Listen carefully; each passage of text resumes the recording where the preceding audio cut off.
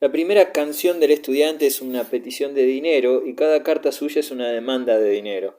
Se lamenta un preocupado padre italiano en un documento medieval que se ha conservado. Epistolario y anecdótica estudiantiles.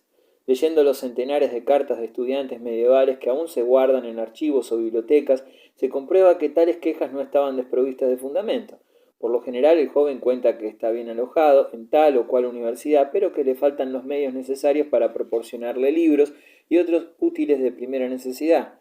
Desde Orleans, dos buenos muchachos escriben a sus queridos y honrados padres: por ahora, con la ayuda de Dios, nos dedicamos por entero al estudio, reconociendo la verdad de aquellas palabras de Catón que dicen: conocimiento es honor. Estamos bien alojados, muy cómodos, junto a la escuela, de forma que podemos asistir cada día a las clases sin mojarnos los pies. En esta casa tenemos también muy buenos amigos, todos muy versados en las materias que estudian y muy bien vestidos, lo que hay que estimar en su justo valor, según las palabras del eclesiástico, que dice: ante un hombre irreprochable, muéstrate irreprochable tú también. Pero para que la escasez de medios económicos no nos obligue a interrumpir nuestra labor tan bien comenzada, os rogamos, querido padre, que nos mandéis algún dinero para comprar pergaminos, tinta, una mesa y algunos otros objetos que necesitamos para acabar nuestros estudios y regresar con honor a casa. Otro estudiante de la misma ciudad, satisfecho de sus estudios, anuncia alegre a su padre que goza de excelente salud y que ha hecho tales progresos en dialéctica que tanto estudiantes como maestros afirman de él que llegará a ser un gran filósofo y tendrá lugar destacado en las discusiones de los sabios. Por el momento desea consagrarse al estudio de la teología y pide a su padre por consiguiente que le mande dinero para comprar una Biblia. La respuesta de su padre rebosa de alabanzas por el celo y el ardor de su hijo en el estudio, pero añade que le es imposible enviarle dinero, pues le han dicho que la adquisición de esa Biblia cuesta una fortuna. Termina aconsejando a su hijo que se dedique a ciencias más lucrativas. Es evidente que muchos de estos jóvenes sabios de saber eran tan pobres que se veían obligados a proveer a su subsistencia como si fueran frailes mendicantes, lo que, según la mentalidad medieval, no era deshonroso, pues la mendicidad proporcionaba al donante ocasión de hacerse agradable a Dios. Por ejemplo, en la Universidad de Oxford los estudiantes pobres no podían sentarse a la mesa hasta que sus compañeros ricos habían terminado de comer, y si algún estudiante escaso de dinero podía sentarse a la mesa con los ricos, debía acudir él mismo a buscar su ración a la cocina. Un estudiante de París echó la cuenta de lo que necesitaba para vivir: 10 panes y unos 50 francos por semana.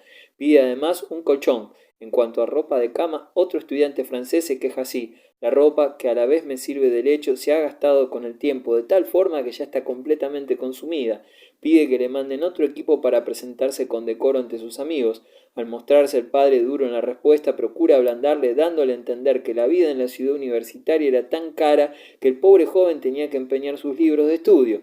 Hay cartas desgarradoras en que aparece el estudiante pasando tanto frío que ha de soplarse sus ateridas manos para poder coger la pluma. No se olvide añadir que desde hacía 2 años no ha bebido un vaso de vino. Otro escribe a su hermana diciéndole que duerme sobre la paja, sin manta siquiera, que está sin zapatos ni camisa y prefiere no contar los bocados de pan que come. Tal clamor de angustia le proporciona un poco de dinero, 2 pares de sábanas y 10 bares de excelente tela, pero le escribe su compasiva hermana: no digas nada a mi marido, que me mataría. Las cartas llegan a las consecuencias más diversas. A veces el estudiante recibe respuesta de este cariz: sería mejor que retrasara los estudios algunos años antes de salirnos con semejantes peticiones. Añadía que a sus años su tío tuvo que contentarse con mucho menos. Más valía que el joven ayudara a vivir a su padre en vez de arrebatarle el dinero, a lo que el estudiante responde: los que se quedan en casa juzgan como les parece a quienes salieron de ella, y mientras comen buenas ollas de carne, no piensan que los estudios obligan a morirse de hambre, sed y frío. Intelectuales bohemios y pintorescos. Otras veces el padre o el tutor recibía informes desfavorables del estudiante. Un padre apesadumbrado y preocupado escribe a su hijo, de quien ha sabido que es un vagabundo y un despilfarrador, desobediente y obstinado con sus maestros, muy dado a juegos y otras distracciones inútiles, que no quiero mencionar aquí. Se ignora la respuesta del estudiante. Se conserva en cambio la carta de otro estudiante que se defiende como gato acorralado, acusado de llevar vida disipada, y dice que todos son mentiras inventadas por sus enemigos, que quieren perderle. Si pudierais ver mis ropas usadas y mi camisa agujereada, comprobaríais que no gasté el dinero en comprarme buenos vestidos y ricas pieles para galantear mujeres. He aquí Otra carta modelo de amonestación dirigida a un alumno de Orleans. Me he enterado de que llevas vida de desenfreno y que tocas la guitarra, mientras los demás se dedican al estudio, de modo que apenas consigues aprobar una sola disciplina, mientras tus compañeros han estudiado varias. Por eso me veo obligado a exhortarte a que enmiendes tu vida y que ceses de ser un despilfarrador. Se trata sin duda de uno de esos escolares que entran en la categoría de eternos estudiantes, de los que se daban no pocos casos. Hubo escolares que pasaron 28 años en la universidad. Al ver que algunos insistían en servir más tiempo aún en las legiones de Palas, es difícil saber si se trata de eternos estudiantes o de jóvenes sinceramente ávidos de saber. Jóvenes hay que sin cesar descubren nuevas obras tan útiles que no pueden descuidar su lectura sin grave daño a sus estudios. A un estudiante de Siena le requieren en su casa para contraer excelente matrimonio, y replica que sería una locura abandonar sus estudios por una muchacha, pues siempre es posible encontrar una esposa, pero no lo es recuperar el tiempo perdido en unos estudios abandonados.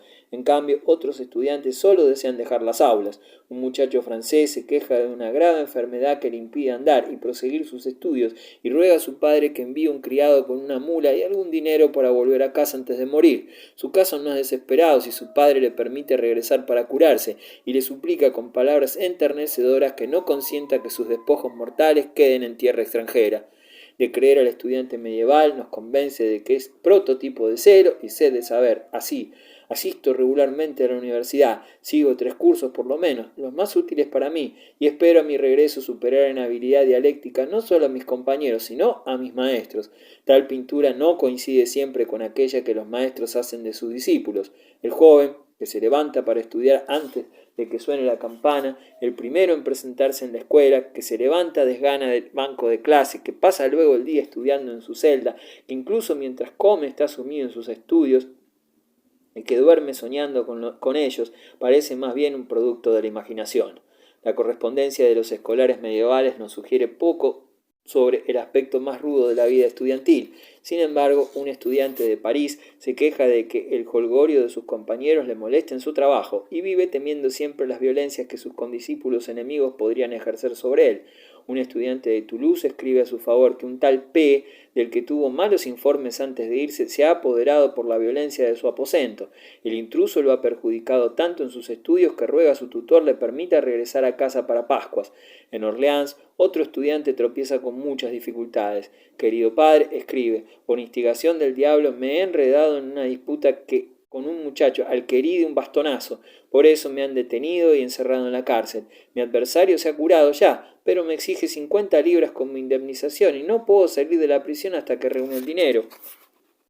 Leyendo los estatutos de aquellas universidades, se pregunta a uno si serían observados siempre por los estudiantes, o si aquellas listas de prohibiciones no eran más bien una curiosa relación de vicios habituales.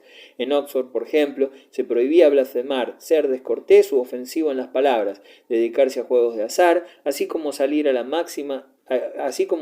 calle después de las 8 de la tarde en invierno y a las 9 en verano. Se les exigía máxima aplicación durante las clases y debían hablar entre sí en latín. La asistencia a misa era diaria. Quien infringía estos estatutos era castigado con multas pequeñas para delitos menores, pero muy crecidas en caso de atentados personales con derramamiento de sangre.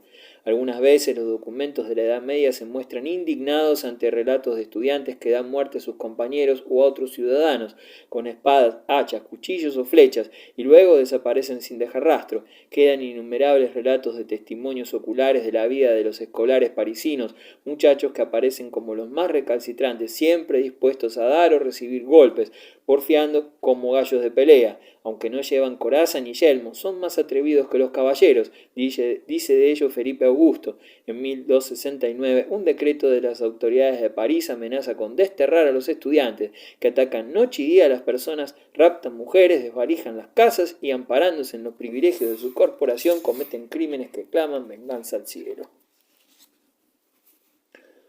El cisma eclesiástico y las órdenes mendicantes. Las almas selectas. San Francisco, el pobrecillo de Dios. A medio camino entre Roma y Florencia se divisa la pequeña ciudad de Asís, como un nido en la falda de los Apeninos. Al pie del monte se extiende un paisaje de líneas suaves y apacibles, limitado por colinas lejanas. Todo respira paz donde nació en 1182 quien daría a Asís la fama en el mundo. Se llamaba Francisco y su padre era un rico comerciante de la ciudad. De niño, Francisco se dio a conocer por las travesuras y las jugarretas que gastaba la gente, con otros compañeros. Gustaba del esplendor y los alegres cantos de los trovadores, aunque a veces mostraba mal talante. Un día, mientras vendía telas en la tienda paterna, entró un mendigo pidiendo limosna. Francisco le soltó un desplante, pero apenas se fue el pobre, el muchacho le martilló esta idea. ¿Qué hubiera hecho yo si este hombre hubiera sido el enviado de un conde o de un varón? Pues cuanto más hubiera debido atenderle, ya que venía mandado por Dios. Salió en busca del mendigo, logró encontrarlo y ante la gran sorpresa del mismo le dio todo el dinero que tenía. Después hizo voto de no despedir a ningún pobre sin socorrerlo. El caballeresco mancebo soñaba con brillantes hazañas y aventuras. Cuando tuvo ocasión fue a la guerra. Ansiaba gloria y honores, y gracias a su carácter entusiasta, al caer prisionero infundió ánimo a sus compañeros de infortunio. En su segunda campaña, Francisco enfermó. La fiebre lo postró en el lecho y oyó una voz que le hablaba. ¿A dónde va, Francisco? Cuando expuso sus planes para el futuro, replicó la voz. Dime, ¿quién te llevará más lejos, el señor o el servidor? Respondió Francisco, el señor.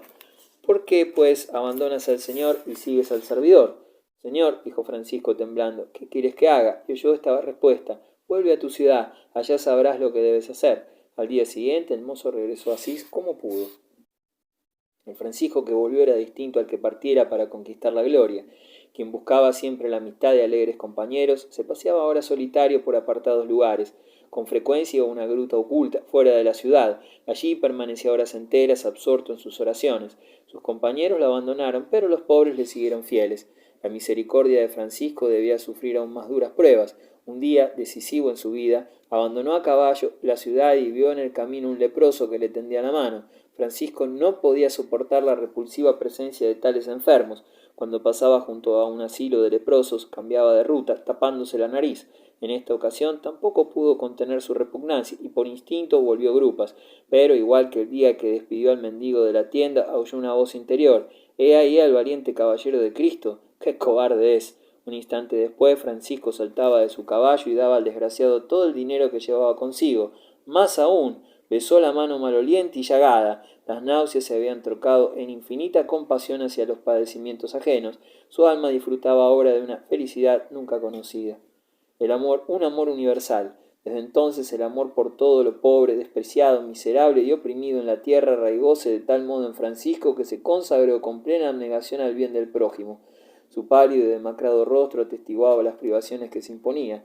Sus vestidos eran harapos y los golfillos de la ciudad lo señalaban motejándolo de loco. Su padre no quiso reconocer a este hijo pródigo, encolerizóse de modo terrible. Francisco hubo de huir de la casa paterna, cambiando una existencia acomodada por una vida de soledad y oración. Luego se sintió maduro para la tarea asignada, seguir el ejemplo de Cristo y de los apóstoles. Descalzo, vestido de sayal y un cilicio en torno a la cintura, se consagró a los pobres y se dedicó a dar limosnas y a predicar el Evangelio. Tenía entonces 27 años y se sentía feliz, mucho más que cuando soñaba con la gloria caballeresca. La dama que Francisco eligió fue la pobreza, llevaba sus colores y combatía por ella, como conviene a un hidalgo caballero. Se puso en camino en primavera cantando la maravillosa naturaleza creada por Dios, llena de flores y trinos de aves. Amaba a los pájaros como criaturas de Dios, los llamaba hermanos y los trataba con la misma bondad que si fueran tales. Un día que predicaba en un bosque lleno de sonoras aves, exclamó con un amistoso ademán: «Hermanos míos, cuando terminéis de contar todo cuando tenéis que deciros, dejadme un momento la palabra». Y todos los pájaros se callaron. Le gustaba la alondra, el alegre y jubiloso pájaro cantor que, como él, solo en las alturas se sentía verdaderamente a sus anchas. Le gustaban también los corderos, imágenes de la ingenua inocencia. Durante mucho tiempo lo siguió un cordero que nunca lo abandonaba, ni siquiera en la iglesia, donde su balido se mezclaba a los cantos religiosos. En alguna ocasión, el pobrelo compró a sus propietarios los corderos destinados al matadero. Francisco hubo de padecer infinitas privaciones, pero en medio de sus sufrimientos se expresaba con cánticos de alegría que sentía al considerarse digno de poder seguir el ejemplo del Salvador. En otro tiempo soñó con ser caballero y trovador, y en efecto se convirtió en defensor de enfermos y pobres, y sus canciones fueron más originales y hermosas que las de aquellos vagabundos cantores.